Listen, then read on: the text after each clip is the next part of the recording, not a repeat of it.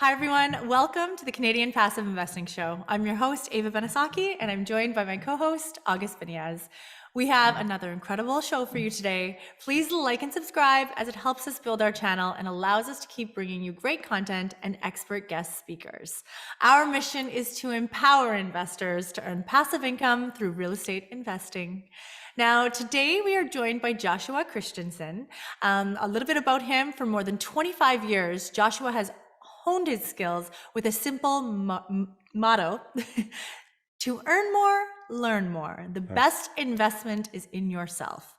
He has produced over 130 million in real estate transactions over his career. He has over a lifetime of adversity to be where he is today and works to help others do the same. He lives in Albuquerque with his wife, 2 daughters, and 2 grandkids. So we believe this interview with Joshua will bring great value to real estate professionals looking to make the leap from helping clients make smart real estate investings to becoming a general partnership team. So welcome, Joshua. Thank you so much for being here. Welcome, Joshua. Hey, thanks so much for having me today. Right on. Joshua, please go ahead, tell us about your background and your start in real estate. All right, so had 2 awesome parents who had very broken mindsets in the working class, right? Went through a nasty split when I was a kid. And so I figured it out from age, I was about 11 years old until I was a junior in high school. I think I moved 9 times because we were always chasing the best deal in the apartments that we could find, you know, at any given point. My mom was actually a property manager, and so I had an opportunity to meet a bunch of owners and owner operators. I didn't really like what she did, and I didn't like my life, but I thought, man, someday I'm going to figure out how to own apartments. And I think there were some little seeds back in those days when I was a kid growing up. As I got into my career, I started out my career in construction. Didn't really have a lot of direction. My dad came in and kicked the bed at noon one day and said, "Hey, not in my house. You're a man. Get out and work." So I had to go find a job. So next thing I know, I was swinging a hammer on a construction crew. And a few years later, somehow I got into banking that led into a mortgage career. And I found myself doing a lot of residential mortgages, worked with a lot of retail investors and buying single family homes and things like that. And around 2008, which was a really wonderful time in all of our lives, anybody that was in real estate in those days, I got to understand all those people that I told they couldn't get a mortgage for 2 to 4 years after a bankruptcy. I got to understand what that meant firsthand. You know, as we went through bankruptcy, our house was foreclosed on. We lost everything. All the years of 401k investing, things like that, was gone. It was wiped out overnight. Next thing I know, I'm still writing mortgages during the day, and I'm delivering pizza at night to make sure that I can get tips to provide food for my family. So very, very difficult times that opened up it kind of opened Pandora's box for me. I did everything the traditional way, and all of a sudden I found myself in a state of anger and realized that there were people out there making money in real estate. Why wasn't I? And what do I have to do? And so around 2010, I started reading, I started studying a lot, and a buddy of mine, we partnered up together and got into flipping houses. He convinced me to get my real estate license in 2012. And so I got my real estate license, and that changed the direction of my life. I mean, it was starting over, still on the transactional course, not completely engaged yet in cash flow and really understanding what that meant yet. I was still of the mindset of that I had to have a lot of cash to really get going, and I didn't have that. I was building back from a bankruptcy and just trying to kind of survive. And it was a few years ago, one of my clients asked me to sell a 16-unit apartment complex for him. And that kind of changed the direction as I started looking at I didn't have any idea how to underwrite a deal. I didn't have any idea what that meant. I didn't know how to value his property. And I had to learn a lot. It was a crash course. And of course, I shook my head, I shook his hand and said, "Sure, I can do this. No problem," right? And then I hung up the phone and I called my broker and said, what do I do here? I don't have any idea what to do with this thing. So I partnered with another broker. We learned how it kind of worked through that. I ended up selling the property to a guy from California who asked me to manage it. Oh, nice. And so I said, same kind of thing, right? Sure, no problem. Stuck out my hand. And next thing you know, I'm managing properties and didn't have any idea what I was doing. So, but I realized that if I'm going to manage these properties for one, I might as well do it for a lot of people. And I started diving into multifamily to understand what investors look for, to understand, if I'm going to build this property management company, I need to know what my clients need. I need to understand how they think. Well, that led down this path to where just over a year ago, I was invited to become part of a general partnership team. And we now go around the country. I'm the director of acquisitions and finance for our acquisition team for multifamily properties around the country. So it's been one heck of a whirlwind. I call it my multiverse, right? Yeah. I kind of figure the story of our life and all the different experiences that we have, it brings us all colliding together into what we call today. Yeah. And so all these different experiences in my life have kind of, all the skills and everything have just kind of wrapped up into today. Got it. What a perfect man for the job. It's someone with your background, starting out in framing. I was in construction for many years as well, not framing, more on the general contracting side, but having that background in framing, having the background as a mortgage broker, having the background as as an agent, and also have gone through a few cycles. That's just the perfect asset manager to bring on board. So whoever this is, they know what they're doing. They know what they're doing. Great. So when I started out, I didn't believe that. I wasn't sure what I was doing. It was just kind of a grin and bear it and figure it out. And I'm starting to realize, I'm like, man, I've got a world of experiences that I really do bring a lot of value to our team. For sure. And good for you for putting fear aside and saying, you know what, I'm going to figure this out as I go. And yeah, that's a great story. No, absolutely. So I guess being in real estate for a long time, seeing firsthand with your mom being involved in multifamily, and then later on, seeing others being involved. So you must have seen the lure of multifamily. To tell us about, what was that when you saw, somebody from California buying a multifamily property in a different state? How was that? What was the intrigue? As a kid, I didn't get it. But there was this one particular owner that lived in, I grew up in Dallas, and he used to come in, and Jerry was the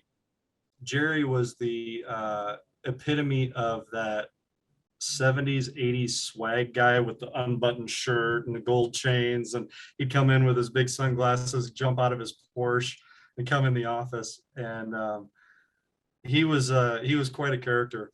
But I remember thinking that I didn't necessarily like what my mom did, but I really liked his car, and I thought that was cool. I was like, where'd he get his money to be able to do all this stuff? And it just planted that seed. And then I did see my mom go through some cycles as the property manager when her properties got sold, and they were bringing investors through the properties and things like that, and going through their due diligence periods, which I didn't understand at the time. Obviously, I just knew it was something my mom did for her job. But it never failed. She always lost her job and ended up having to go to a different property because a new management company would come in and take over, and they'd bring new management to the properties. So it caused us to have to move several times. And it was an aspect that I didn't quite get at the time, but I didn't like it. It was really uncomfortable to me. So now when we go through and we look at properties, I really want to make sure that the people that are on that property, are they a good fit for our business model? Can I keep them on for as long as we can? Because that's a really hard transition for people to go through. And it's really important to me to see that the people are taken care of, because if we've got good people on those properties and on those out managing those assets for us, then if we take care of them, they're going to take care of our assets. For sure. And we notice this on the institutional level as well, that when we go into purchasing a larger property, there's a certain property management on, that's taking care of the property. But when we come, and they've done a great job so far, but when we come on board, we bring the property manager that we've been in business with and we feel comfortable with. So I totally understand what you mean by there. Maybe we can talk about in your current position, for the regions. Do you guys invest in a particular region, or are you guys kind of looking at a certain state? How do you go about finding the regions where you want to invest into? Yeah, so we have been actively seeking assets in Texas, in New Mexico, because it's right here, it's in my backyard, and down in the Sun Belt. So you get Florida, Georgia, Alabama, South Carolina, North Carolina. I think you guys are kind of familiar with that area. So those are the primary markets that we've been looking at. We've been looking at more secondary and tertiary markets than we have primary markets. Although we don't shy away from the primary markets. There's just larger institutional money. There's a lot more competition going into those bigger markets. So we've been looking at some of the smaller markets, so long as they make sense, as long as we've got good projections for job growth and population growth. Is there a demand for housing? And it's not just part of this really weird phenomenon that we've been dealing with for the last 2 years across the country, where everybody was living somewhere and suddenly there's a shortage, and it's like there's a housing shortage everywhere in the country all of a sudden. And it's a phenomena that it blows me away. Where were all these people before? But we are, so we definitely look at that. We want to see good projections going forward. Are there good employers that are coming in? What's the business environment in the community? Are they attracting companies to bring jobs, or are they stagnant? So those are all different factors that we look at in those markets. Got it. And as an asset manager, when there is a market you're looking at which is not in your backyard, are you required to physically fly down or drive down to the asset and do any kind of physical due diligences or inspections yourself, or how do you manage that? Yeah, we do. We wait. We don't go down and make that trip until the broker tells us that the seller's going to require it. Because it takes a lot of time. It takes, obviously there's an investment of dollars and things like that. And I mean, we can spend all of our time driving around looking at properties and having a good time. But, the reality is that, we're going to make offers on a lot of properties before we get one. Right. And so we try to do as much due diligence and really dig into it. And before we want to be at a point where we're about 80% that we're doing this deal. We're going to go all the way with it before we make the trip down there. But because one of our partners is in Florida, so he's about 5-6 hours away from most of the markets that we look at. Pretty easy for him to get to those markets. I'm real close to Texas, so I'm able to get over there. And then once in a while, our other two partners are up in Hawaii. So every so often they'll fly to the mainland and take a little vacation and go visit a lot of. We'll try whenever they come over. We try to make sure that we've got several properties that they're going to go walk and tour. We'll make sure that they're set up for a couple of days with a couple brokers and things like that. No, that's a great point. And you know what it is obviously we deal with a lot of investors who are passively, we utilize a syndication model, but at times there needs to be a lot of education because some investors who might not be very sophisticated about real estate investing, they're under the impression that finding the deal is a very easy process. Hey, you see something on for sale, you go there, hey, we're going to buy this property. This is what we found for you guys. Come and invest in it. That it seems a very simple process, but as you said, finding deals, there hundreds of deals comes across our desk, and then we have to pick through them what makes sense, and then it takes a lot of time to do the initial underwriting. Then the physical, if it passes that level, then you do the actual physical due diligence, flying down or driving down to look at the property. So there's a lot of work that is associated with those steps to then even get into the process of putting in offers and LOIs and so on and so forth. All of that fun stuff. And being a broker yourself, maybe we can talk about the relationship an asset manager needs to have with brokers. How do you go about cultivating relationships with brokers and end up on top of their list, I guess, when a deal becomes available? It's a lot of it is just touch. We're having conversations constantly. My partner, we have one partner on our team. That's all he does. I mean, he's our broker relations guy, and that's all he does. When we start getting closer into the deal, I mean, this guy's like, he can build relationships with anybody. He's one of those guys that he never met anybody he didn't like. He's perfect to build relationships. Right here. So yeah. I'm not always that guy. I kind of shoot straight. I'm just, I'm not always warm and fuzzy. It takes a little warming up to me. But so he, I mean, sometimes once we've built those relationships, sometimes he might send out a little gift, especially if we've met them in person. There might be a gift that we send out, a thank you, something along those lines. He's on the phone with these guys constantly. And then so one of the biggest things that we run into is your speed of response. So if they send a deal over, we want to get back to them within 24 hours. If we're going to be moving forward, if this is something that we're interested, we're not interested, this one won't work for our criteria, and we'll give them a couple of outlines why. Or we'll say, this one's really interesting. Can you send us more information? We might ask them what we think it's going to trade for. Do you have any feelers? What's going on with this? Why is the seller going to sell? Various different things like that. But it tells those brokers that, hey, these guys are serious, and we know that they're going to make things happen. Nice. And we don't leave them. We don't want to string anybody along. If we're not going to do the deal, we're going to cut them loose. Hey, thanks for sending that one. Let's look at the next one.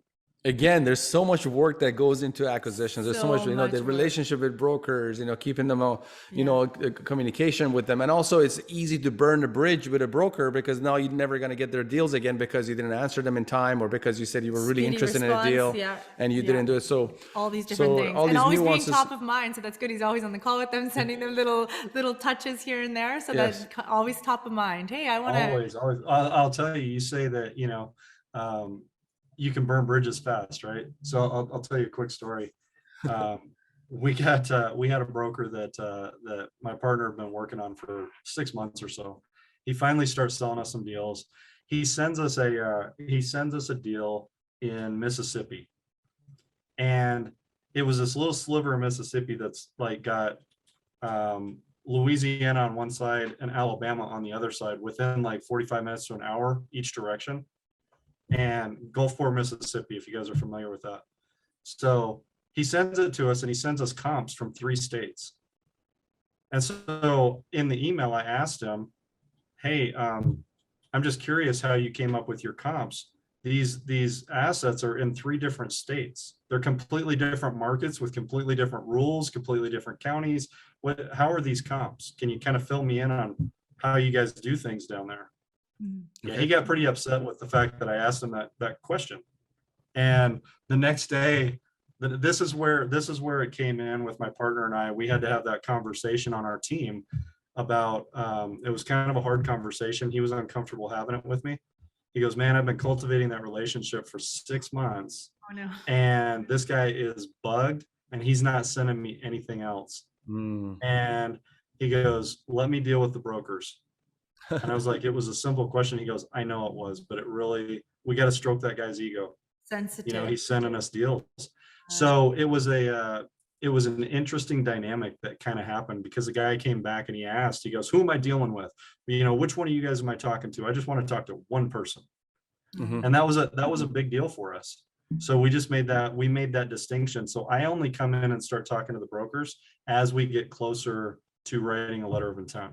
Yep. And also now on the back end, so probably, especially in a smaller market that you talk about, Mississippi, most probably there's a high chance of that same broker also selling the property for you in the future as well. So that relationship is super important, especially in the smaller markets. Yeah. We live and we learn, I guess. That's some good. Yeah. That was a great lesson. It was early on in our building process. Nice. Sure. Great lesson for people listening to as well. Now we hear all the time about these off-market deals. Maybe you can explain, what are off-market deals, and how does an asset manager go about finding these off-market deals? That's kind of a loaded question, Ava. Yeah. So off-market simply means it hasn't been listed anywhere. Yeah. It doesn't always mean that there's not a broker involved. So a lot of times a broker, when they get a deal, they will soft market it to their network of investors before they ever put it onto Crexi, or before they put it on LoopNet, or any of the commercial sites out there. So they're trying to market it before it goes on the market for the entire world to see, because obviously they make more money by selling it themselves than they do if somebody else comes in with another broker. They don't want to split those commissions up. And a lot of these brokers that deal in multifamily have large teams. So they have teams of anywhere from, 3, 4, 5, 6 people, 6 different brokers involved in marketing that property. So that those commissions, although they might seem large, they get divided up awfully small when you start breaking them up over a lot of people like that. And I think a lot of investors don't understand that, and they think that that commission just goes to one person, and that's not always the case. So that's one form of off market, is it's coming from the broker. The second form of off market requires a lot more work, and it means that you're going to sellers directly, and there's no store where sellers hang out to tell you that they're selling their properties. There's not a gathering place where they all get together and say, hey, I got a multifamily, who's going to come buy it from me? There's not? There's no, it's not like that. So, so there's a lot of work involved in tracking down those sellers. We use VAs, virtual assistants. Sometimes we'll get lists of properties that are not listed for sale anywhere, in markets that we like, in neighborhoods that we like, and we'll get that list and we'll send it over to our virtual assistant to start doing some skip tracing. And then from that point, then we go through, that can take, 3 weeks or 3 days to a week. Could you explain what skip tracing is for Canadian viewers, if you may? Yeah, so a skip trace is just you're taking an address, or you're taking a phone number, and they've got I have no idea how they do it, but they go in somewhere in the background, and they're able to extract and get phone numbers and sellers' names, and they get all this information about the seller. It's basically like doing a background check, but getting contact information for the sellers. So sometimes you'll have there's a, what do you call it? Like an LLC owns the property. There's nobody's name and there's nobody's phone number, and all you have is a property manager listed. Well, you got to go through the state. You got to figure out where that LLC is registered and get the names of the owners and the registered agents. And there's a lot of different steps sometimes in getting phone numbers and email addresses and things like that for these owners. We do some mailing campaigns. We do text campaigns. There's different ways to try to get these sellers to respond to us and these owners to respond to us. We've got criteria that we lay down. How old the property is, how long somebody's held the property, when's the last time it was renovated, how old is the loan on there, because that can determine if somebody's if they're getting ready to turn a cycle, and tell us if they want to sell. There's a lot involved in finding true off-market deals. Means that the seller's just sitting back collecting rent, and they're not expecting anybody to dial in. So that's a true off-market deal. Got it. All right. And maybe we can touch on this other question here. So now there's classes within the multifamily sector, and known like Class C, Class B, Class A. The last 2 properties that we acquired were both Class A. They were brand new properties, or the other one was built in 2019. So we understand, obviously, the Class C, there's usually some form of heavy value add potentially involved. So talk to us about, particularly with your group, but also with your background as a broker. What are the differences between these classes, and maybe you can touch on also the cap rates that are associated, and why are the cap rates lower when it comes to Class A assets compared to Class C assets that have higher cap rates? Sure. So the best way that I could put this is, you've got some kids that live on one side of the tracks, and you got some kids that live on the other side of the tracks, and you've got your Class C and even D properties are going to be, usually they're going to be, a lot of them end up being in older inner city areas where the city kind of grew around it. But those properties tend to be a whole heck of a lot older. They come with inner city challenges and inner city problems. Sometimes you've got to go in and you've got to rid the property of drugs and all kinds of fun after hours activities that happen in some of those areas. We get vagrants. There's a lot of different issues that can happen in a lot of those properties. Your Class C is going to kind of be maybe a step up, where maybe it's a marginal property that I would look at. It's going to be something typically 40, 50 years old. You're going to have probably workforce housing in those areas, maybe on the lower side of middle class, maybe. And then you're getting into, it's probably just a tired property. It just needs some, it needs a facelift. They've got classic units in there. Maybe you can go in and facelift the kitchen, replace the countertops, change out some flooring, various things like that, paint it, do some upgrades, maybe add a dog park, or, you know, add a few amenities to the asset to bring it up to maybe, you might bring it up to a Class B quality, but you're still in a Class C area. So, but that drives better rents, because now you just became the best Class C property in the area, and it drives demand for those properties. Your Class B is probably going to be like 20, 30 years old, 15 years old. You're getting into more middle class areas that they tend to be more of your good career minded people, you know, and they usually don't need a lot of improvement, but some. You're looking for, maybe rents haven't been accelerated as fast as they could be. Maybe they still have some classic units. It's been 10 years, 15 years since they've been updated. You know, things like that. So you might have some value add components that you can find there.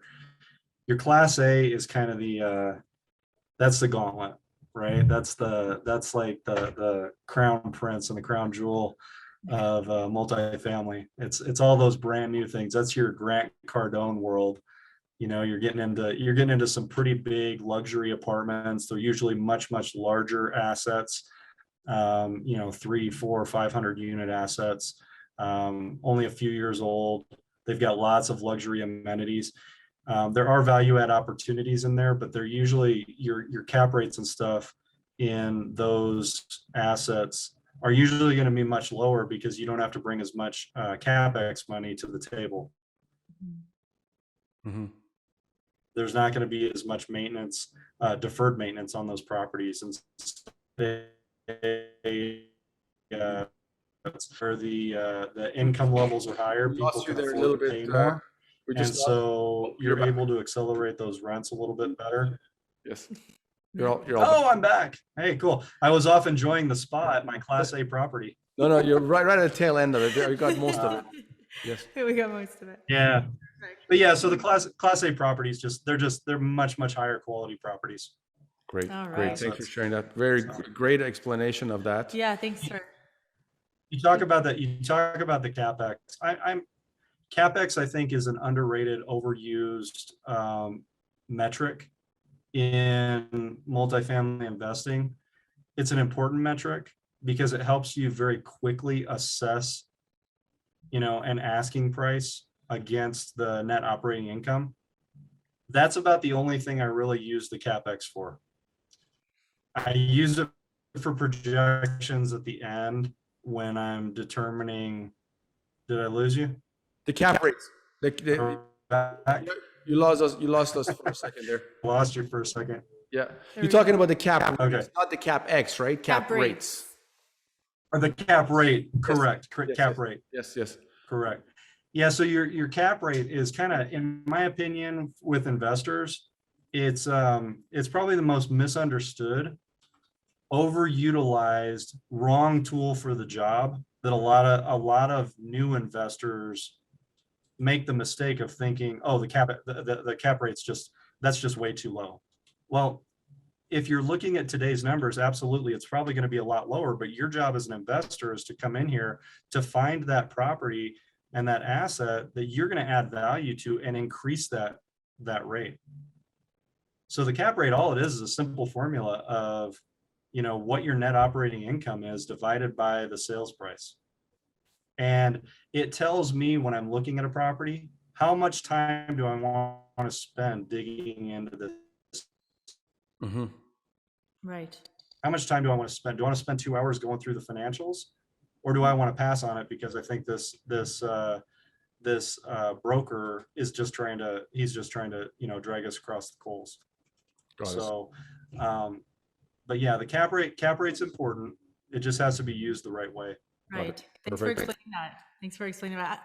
That's really great. Great. I want to switch gears a little bit here, Yes. and talk about Okay. resilience. It's a word that we really love here.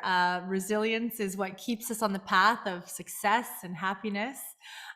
So can you talk to us about resilience? And I believe you had some difficulties, as you were mentioning, and you kind of had to start all over again. Thank you for sharing your story with us, but maybe talk to us about this, please. Yeah, so I honestly thought that I was going to have a career in banking. You know, I thought I was going to retire. I was going to get the gold watch and, you know, nice pension and all that stuff. And when I took over the mortgage department, and Oh, you're cutting out there, Joshua. You're cutting out there a bit. in 2008, that my industry kind of left me behind. Mm-hmm. Oops. Hello? You're cutting out a Are we bit. there?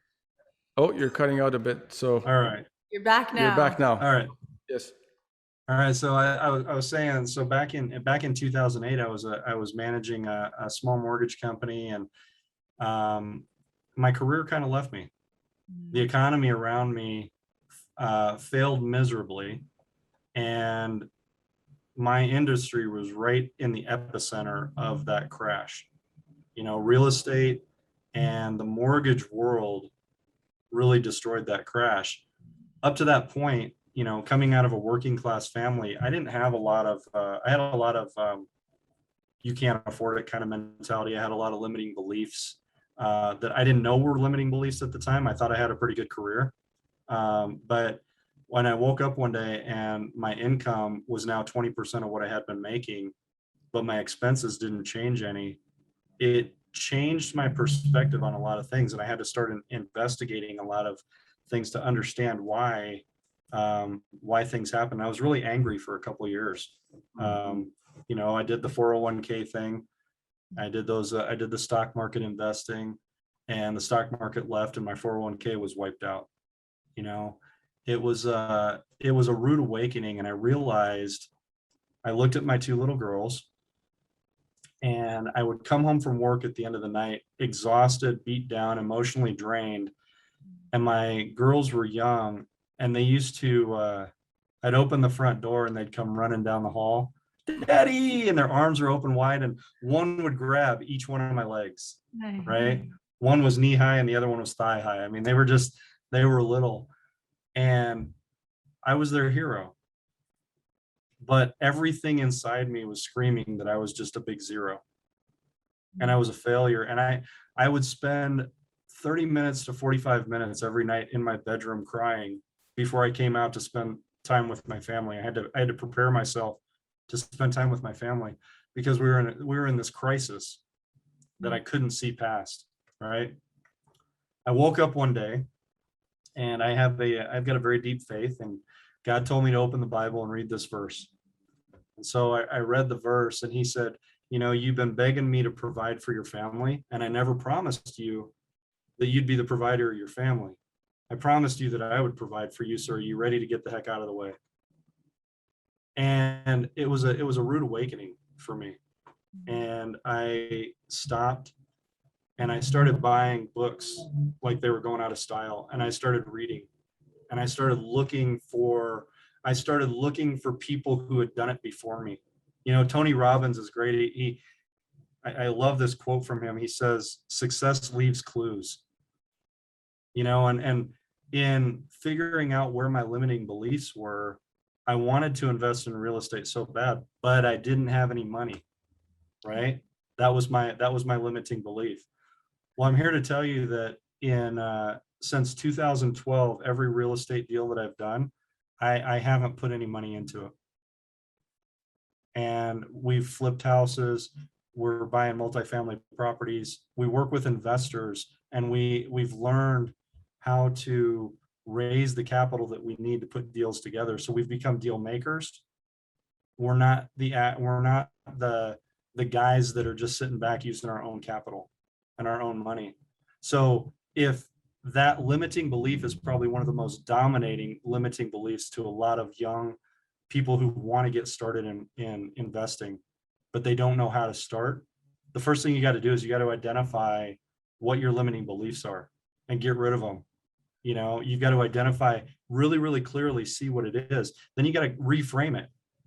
Because if you think I don't have any money, there's plenty of examples out there of people like myself who didn't have any money and they went out and built a fortune. So you don't necessarily need the money, but you have to reframe that. And you got to believe that, or you're not going to take action. Once you identify that you don't have the money, then another limiting belief jumps up right behind it. And it says, yeah, but I don't know how. Okay, so you follow the same process, right? Find somebody that does know how and ride their coattails and learn from them. There are plenty of books out there. I mean, there are thousands and thousands and thousands of books out there, and there are millions of YouTube videos that are free that you can watch to learn from people. You can listen to podcasts like this over and over and over. By the way, if you're not subscribed, subscribe, because Ava and August have a great podcast. They've got experts on here all the time, and it's free, people. You got to surround yourself by the success that you want to become, or you're never going to get there. You know, you talk about resilience. Resilience is about getting knocked down a lot. You know, I really truly believe that success is the result of massive action taken repeatedly. Nice. Success is not, it is absolutely not the absence of failure. So I've got this little formula for success if anybody wants to take any notes, right? Fail often, fail faster, and fail bigger. All right, very simple, because big failure leads to bigger and bigger and bigger breakthroughs. You learn a whole heck of a lot more in your failures than you do in your successes. Mm-hmm. Your losses are the greatest lessons and the greatest teachers, where your wins are cool. You go have a beer, you celebrate with your friends, and you move on to the next deal. But your losses, you're sitting back and you're licking your wounds going, what the heck just happened? Why did we lose that deal? And you have to do something about it if you want to move forward. So, you know, I really truly believe that fear is not a real thing. It's just a doorway that you have to go through for everything you want.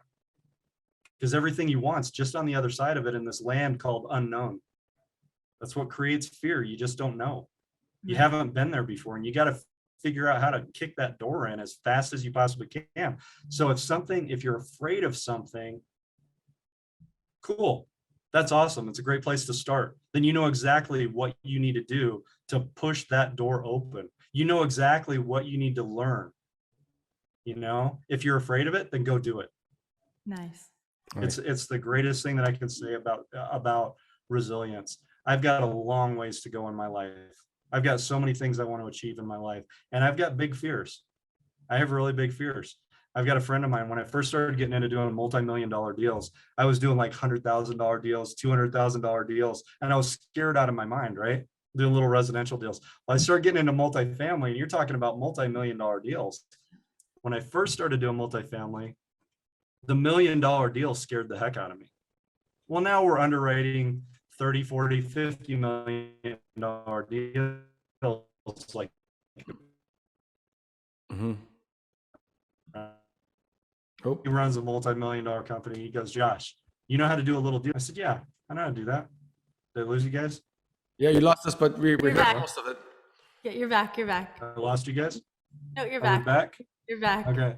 So this friend of mine has this multi-million-dollar company. He tells me, he goes, Josh, you know how to do little deals. He goes, it's just zeros.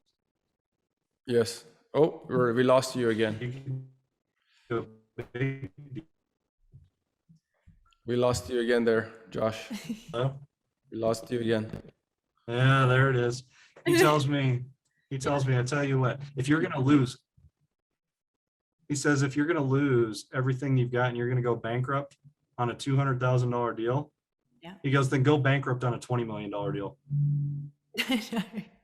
That's what difference does it make? You know? Yes. He's going to go bankrupt either way. Just go do it. No, So definitely. Very sure. inspiring, though. Thank you for sharing that. I love that. People kick their fears in the butt and just move forward. I love that. Very Absolutely. inspiring. Great. Awesome. That was lots of great golden nuggets that we took away from that. Now we're on to the August is next. excited to get on to the next segment of our show, which is Yes. the 10 championship rounds to financial freedom. Great. So we're going to go ahead and just ask you some questions, whatever comes top of mind. And we're really looking forward to hearing your responses. So number one, who is the most influential person in your life? oh boy, I've got a lot. I'm gonna say my wife, Nice. whether she knows it or not. I thought I was gonna lose my family when I was losing everything else around me. And she stood by my side, and she believes in me, and she challenges me every day without saying a word to be a better man for her and to be a better man for my kids. And outside of that, I have a ton of great mentors, you know. But I think in terms of influence, my wife has got to be the one that influences me the most, because her opinion is the one that matters the most to me. That's Amazing. beautiful. That's beautiful. You mentioned you read a lot of books, so I'm excited to ask you this. What is the number one book you recommend? Oh gosh, yeah, that changes every time I read a new one. I'm actually I'm in the process right now of reading let's see, I don't know if you guys can see this. It's a small book by Ray Dalio Okay. on private equity. He's multi-billion-dollar, trillion-dollar bond fund guy. It's a small book. It's a phone book. Yeah. But so this has been a great book. The one that really got me started 20 years ago was Rich Dad Poor Dad, and I tell everybody to read it. The next one behind that I tell everybody to read is The Richest Man in Babylon. Very, very simple little book by George Clausen. It's 100 pages, but it's just life-changing. Little Oops. nuggets, right? There's so many books out there to read. Yes. There's no shortage. Nice. Oh, perfect. All right. Next question. If you had the opportunity to travel back in time, what advice would you give your younger self? Get out of bed, put down the drugs, stop drinking as much as you are. Now, I was in the Navy out of high school, and I never utilized my VA benefits to buy my first house until a lot of years later. So I wish I would have purchased my first home sooner, but I didn't believe that I could own a home. Right. I didn't think I was that guy. I didn't think I was good enough. And I wish I would have bought it when I was 18, 19 years old when I first thought about it. That's advice. Nice. Okay, good advice. What is the best investment you've ever made? It was an $82,000 townhouse. And the elder at my church came to me. They received it as part of an inheritance for one of the members that passed away. He asked me to come get it, or come take a look at it. So I looked at it. It was a little 2-bedroom, 900 square foot townhouse. So an investor friend of mine funded the deal for me. He gave me the money for the rehab. When I got done with the rehab, I had money left over, so that went in my pocket. Took me 2 weeks to rehab it. But before I closed on it, I already had it sold to an end buyer. I sold it to him on owner financing and wrapped my underlying note to my investor. That was 6 years ago. And that $82,000 investment so far to date has paid me somewhere in the mid-30s in return. Nice. And I get paid every month on that little deal. That little deal told me it was possible. Nice. Now, what's the worst investment you've ever made? Investor. Which one? What was No, it? that's not. Yeah. No, honestly, it was investing in the stock market when I didn't know what the heck I was doing. Oh, okay. Got it. Right. I lost a lot of money in the market. Yes. How much would you need in the bank to retire today? What's your number? I am not looking for a number. I'm looking for cash flow. Ooh, Nice. So nice answer. my goal is to double my current salary in cash flow. Everything else in the bank, we're just going to have one heck of a time. Nice. Got it. Perfect. So Now- I'm trying to replace income. I'm not trying to replace my static fixed savings account. Astute response. Yeah. Okay. If you could have dinner with someone dead or alive, who would it be?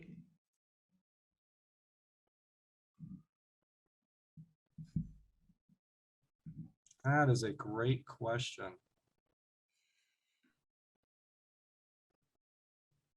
Huh. It's a tough one. Can I have a dinner party with a couple of people? Sure. That's awesome. I think I would want Abraham Lincoln at the table. I think that guy had such an incredible sense of understanding people and understanding how to take care of people. Incredible man of resilience we talk about. I'd love to pick his brain. I'd love to sit for an hour with Warren Buffett at the same table and glean investment advice from him. I would love to Will Rogers. Will Rogers was an amazing philosopher in his day. He was a philanthropist. Funny, just one heck of a funny guy. You know, I'd love to sit with him, and I think I'd love to sit with Walt Disney. No, no. Cool. Yeah, Okay, I think very Walt Disney was quite the visionary. He was a terrible businessman, so I'd have to bring Roy along, his brother, because we got to figure out how to bring those dreams to life, right? So Yeah. Perfect. yeah. Really cool options. Now, next question. If you weren't doing what you're doing today, what would you be doing now? I'd be figuring out how to do what I'm doing today. Nice. Now, book smarts or street smarts? Yes, there's a collision of the two. Both are important. Okay. You so know, can choose one or the other. if you get out on the street, if you get out on the street and you don't know what to do when you're on the street, you're going to miss opportunities. So there is a level of study that goes into knowing what to look for. In a lot of cases, like all these people that I just mentioned, I've read books about them, and it's the only way that I'm ever going to be able to sit down with them. But the cool thing is, if I have dinner with somebody for an hour, the conversation's gone by the time I make it to the parking lot. But if I've got a book, I can read it over and over and over again. And I can figure out what I missed the first time. And if I read it 2 years from now, I'm going to see things differently and pick up on different little nuances and different nuggets. So I read constantly. I'm constantly consuming. I have knowledge acquisition plans, and I need to know what it is so that when the opportunity presents itself, because they're around every single corner, I need to be able to see it because I have trained myself to see it. So book smarts, I've learned more from the streets than I have from the books. I've taken the biggest lumps, I've taken the biggest failures, but we make our mistakes on paper. I spend hours and hours and hours practicing underwriting before I do a live deal. You know, and I've learned a lot, and I've asked a lot of questions during those times. It's those practicums, it's those practice sessions. It's when I'm in the realm of Professor Josh, all by myself, with whatever it is, practicing whatever I'm learning in these books, so that when I get out there, I can perform. Immersion. I like to call it immersion. Yeah, immersion. Awesome. Last question, Joshua. Okay, if you had $1 million cash and you had to make one investment today, what would it be? $1 million cash today. I would go buy a $1.5 million multifamily property. Yes. Then I would go get a loan, and I'd get my $1 million back, and I'd do it again. Nice. All right, that's a Perfect. wrap. Awesome. That's a wrap. That's There we great. go. Joshua, what's the best way people can reach you? Probably by email, Joshua at Christensen.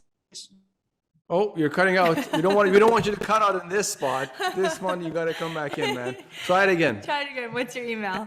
I lost you guys again. Yeah, All you right. gotta try it So again. it's Joshua at Oh, it got hot again, man. That's okay. We'll keep saying it. People are gonna memorize your email by the time we're done this. Yeah, my internet doesn't like me. That's okay. No problem. People are gonna memorize your email by the end of this. We're gonna keep doing it until it comes out perfect. One more time. Let's try it again, please. All right, it's Joshua at christensenproperties.com. And you can also go to my website, christensenproperties.com. Okay, there we go. It went through. There we go. We All heard right, it man. clearly. Perfect. Thank Really you so appreciate much. Christensen's right behind me on the screen. Yes, we see it. We see it right there. Perfect, All right, Joshua. man. Thank you so much for taking the time to be on our show today. That was a really great interview. Guys, thank you so much for having me. And again, congratulations on your recent deals in Florida. That's very exciting news. I'm always excited to celebrate success with in this world that we're in. I mean, we have too many people telling us that knocking us down. So congratulations. You guys are doing a great job. Thank you. And congratulations to everything you've achieved. Thank you again for being on our show.